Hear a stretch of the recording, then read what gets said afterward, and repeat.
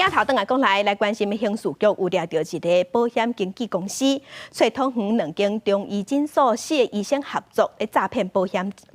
费，金额有1400万。目前规挂人21个人犯案，即马拢互依照伪造文书罪上班。在公园拍球受伤，洗浴间国道开车门口夹到，骑铁马跋倒。这柜台保险证明单，拢是民众诈领保险金的证明。几啊间保险公司2016年甲刑事局报案，透过大数据分析，发现有大量的投保人以真轻的症状，长期去桃园的中医诊所看病，申请实支实付医疗保险理赔金。警方展开登记的搜证侦办，发现是同一间保险经纪公司办的，登记甲桃园两间中医诊所4个中医师做伙诈领保险金。然后指导他们前往特定配合的中医诊所来就诊，那再由这些中医诊所呢，对这些就诊的保护进行大量的一个过卡，制造假的一个就医记录，那最后呢再进行换过卡换保健食品及3C 产品等等的一个物品。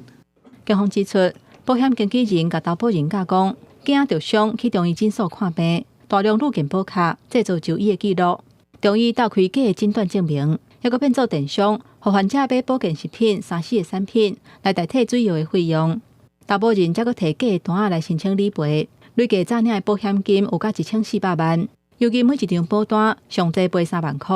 有投保人一个手投保15间公司，诈领保险金45万。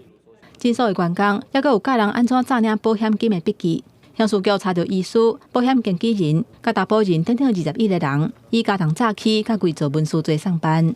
经纪人呢，他会先亲身自己保护，跟医师去做一些配合的动作。那接下来把这个手法提供给他旗下的保护去做一种手法的咨询，还是会有医疗法的问题。如果还有病历登载不实这部分，涉案的中医诊所19也是正常营业，未少患者去互医生看。不过卫福部表示，中医师若违法，会送伦理惩戒；诊所伪造病历嘛会裁罚。若敢是有诈领健保，警方会提供资料予健保署来清查。记者综合报道。